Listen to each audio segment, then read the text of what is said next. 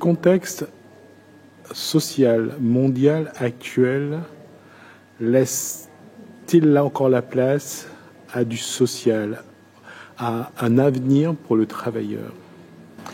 Dans le système capitaliste, de toute façon, il n'y a pas d'avenir pour le travailleur, ni pour l'ensemble de la société d'ailleurs. Le système, il est à bout de souffle, il est en crise depuis des dizaines d'années, la crise Covid ne fait qu'aggraver la situation, et la population au niveau mondial souffre de ce système qui consiste à faire qu'on produit, qu'on travaille pour faire du profit, hein, et non pas satisfaire les besoins.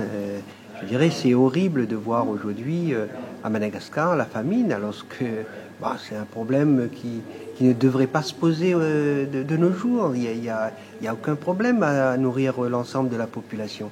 Le seul souci, c'est que quand on gère une société capitaliste, quand on fonctionne comme les capitalistes le font, eh bien, le but, c'est pas satisfaire les besoins même primaires des gens, c'est-à-dire avoir accès à l'eau, à la nourriture, à l'éducation, à la santé, aux loisirs, à la culture et à la paix sociale, tout simplement.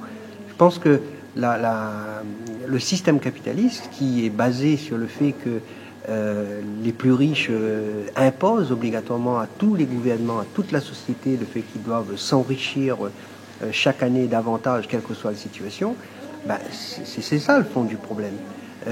Quand on voit par exemple les milliardaires en France sur les 10 dernières années, je crois que leurs fortunes sont passées de 81 millions à peu près à 449 millions. Je veux dire, milliards. Voilà, c'est des chiffres tellement grands qu'on s'y trompe. Je veux dire, aujourd'hui, oui, il y a largement suffisamment de richesse pour permettre à chaque être humain de vivre correctement sans se soucier du lendemain. Le seul problème, c'est que ça ne peut pas se faire dans une société capitaliste. Et c'est pour ça que nous, en tant que militants, communistes, révolutionnaires, on souhaite que cette société change. Ça changera, mais le problème, c'est que c'est vrai qu'aujourd'hui, on va prendre des coups partout, dans tous les pays. Les travailleurs vont prendre des coups, mais il faudra bien un jour que la révolte soit au rendez-vous. Le seul souci, c'est que lors de la révolte, il faut qu'il y ait un programme politique pour défendre nous-mêmes nos propres intérêts. Ce contexte sanitaire pour vous, a créé quels problèmes, quelles conséquences cette pandémie a eu sur le contexte social mondial? Ça a avantagé ou ça a vraiment détruit le travail et les travailleurs? D'après l'OIT, il y a entre 300 millions et 500 millions de travailleurs qui ont perdu leur emploi à travers le monde. Hein, et c'est ça notre vrai souci à nous, notre vraie préoccupation. Mais cela aussi, au-delà de perdre son emploi, c'est quand même de perdre souvent le seul revenu qu'on a. Le travailleur, il vend sa force de travail, il a un salaire, et si on lui coupe son salaire, il peut même pas, des fois, se nourrir dans la plupart des pays.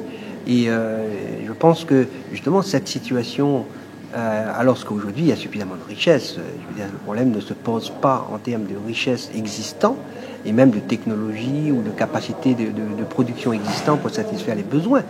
Le problème se pose que le système n'a pas pour objectif de satisfaire les besoins des gens, mais de faire du profit, d'accumuler toujours plus de capitaux. Et c'est de plus en plus une très petite minorité qui s'enrichissent.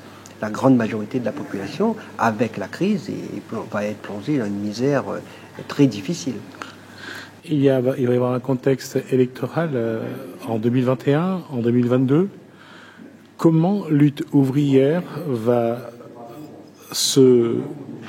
échanger avec la population, va faire des propositions? Qu'est-ce que aujourd'hui il faut proposer à la population pour que la population comprenne le message de Lutte ouvrière?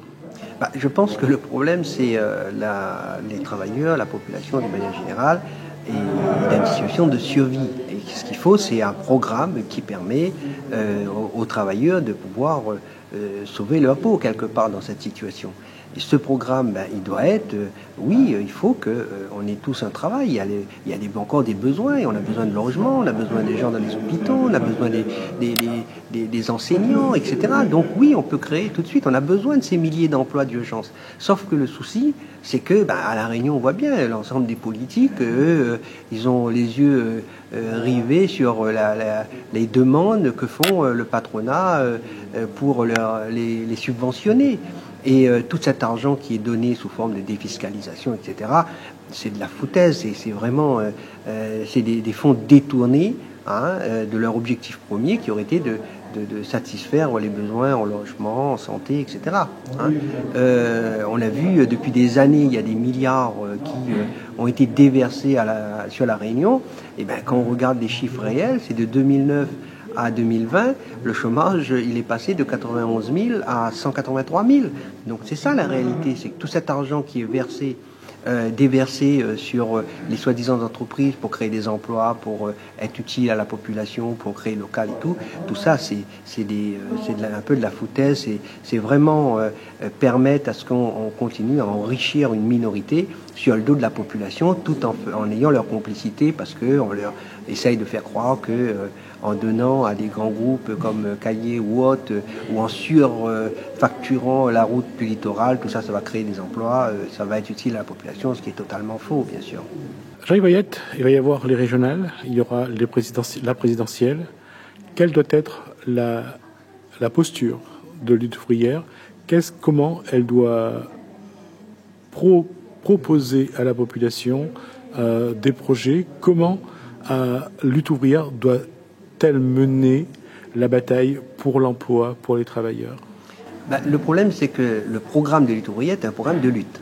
Un programme qui ne peut pas se faire par les élections, qui ne peut pas s'appliquer par les élections, mais qui peut se faire par la lutte. C'est-à-dire, si on veut un logement pour tous, si on veut augmenter les salaires, si on veut un emploi pour tous, c'est pas vrai, c'est pas une élection qui permet de changer ça. Ce qu'il faut, c'est de se battre contre, non pas les politiciens en place qui sont que des fusibles quand la population est en colère, mais se battre contre les propriétaires des grosses entreprises, notamment, qui, c'est elles qui sont les grands donneurs d'ordre politiques, économiques, etc., et qui, aujourd'hui, nous imposent le fait que la grande majorité des jeunes sont condamnés à mort au chômage. Tout ça, c'est intolérable.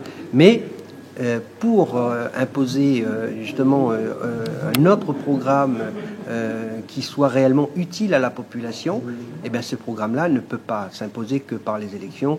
Il faut qu'il soit imposé justement dans la rue, par les luttes, etc. Parce que c'est comme ça que ça a toujours été fait. Ceux qui nous disent qu'il faut seulement passer par les élections pour changer les choses, il n'y a jamais eu d'élection qui change fondamentalement les choses. Le rapport de force entre les riches et les pauvres, c'est pas les élections, c'est quand les travailleurs, dans les entreprises, dans les quartiers populaires, se mettent en branle et fait que la peur change de camp. Aujourd'hui, c'est vrai que les travailleurs, avec le chômage, etc., la peur est dans notre camp. Mais justement, quand on se regroupe, quand on se met à lutter, quand on se met à être solidaire entre nous, oui, la peur change de camp. Et c'est dans ces moments-là qu'on peut non seulement arracher des acquis sociaux, mais même, je dirais, contester le pouvoir à cette grande bourgeoisie qui, aujourd'hui, décide de tout. Voilà, que ce soit à La Réunion ou sur l'ensemble de la planète. Aujourd'hui, moi je vois un pays comme la France, par exemple, qui à un moment donné, dans la crise Covid, n'avait même plus de matières premières pour fabriquer du paracétamol. Alors qu'en même temps, on continue à produire des armes. Voilà, ils font ce choix-là. Les capitalistes, et eux, leur problème, c'est pas notre santé, c'est combien de profit ça va leur apporter la production. Oui, ça rapporte plus que de vendre des armes, des bombes sophistiquées, que des médicaments ou alimenter la population correctement.